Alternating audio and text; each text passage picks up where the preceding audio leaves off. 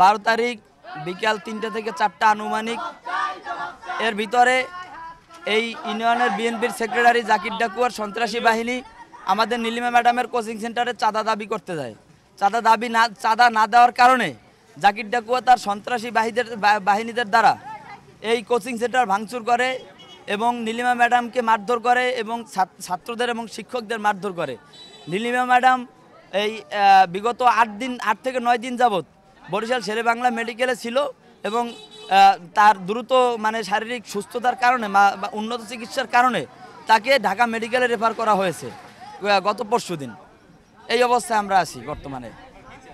আমরা চাই এই যে যারা সন্ত্রাসী বাহিনী এবং চাঁদাবাজের এই চরাদি ইউনিয়নের চাঁদাবাজির সিন্ডিকেটের মূল হোতা জাকির ডাকুয়ার গ্রেপ্তার এবং বহিষ্কার চাই। এবং সেই সাথে প্রশাসনকে আমি বলতে চাই 72 ঘন্টা অতিক্রম হওয়ার পরেও চাঁদাবাজি মামলার আসামি, শারীরিক লাঞ্ছিত মামলার আসামি, শ্লীলতা হানি মামলার আসামি অন্যতম আসামি জাকির ডাকুয়া সহ জাকির ডাকুয়ার গংরা কেন এখনো রাস্তাঘাটে বুক ফুলিয়ে ওপেনে ঘুরে বেড়ায় এবং আমাদের ছাত্রছাত্রীদের কেন তারা এভাবে কিসের ক্ষমতা বলে তারা হুমকি ধামকি হামলা মামলার হুমকি ধামকি দেয়, বাসা বাড়িতে গিয়ে হামলা মামলার হুমকি ধামকি দেয়, কিসের ক্ষমতায়?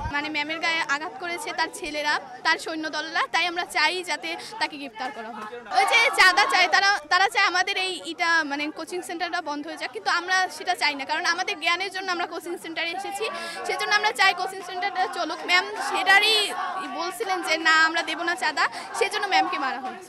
আমরা চাই জাকির ডাকুয়ার বহিষ্কার এবং তার সেনা সৈন্যদের গ্রেফতার, কারণ ওনারা খুব অত্যাচারী এবং আমাদের এই শিক্ষা প্রতিষ্ঠানটি বন্ধ করার জন্য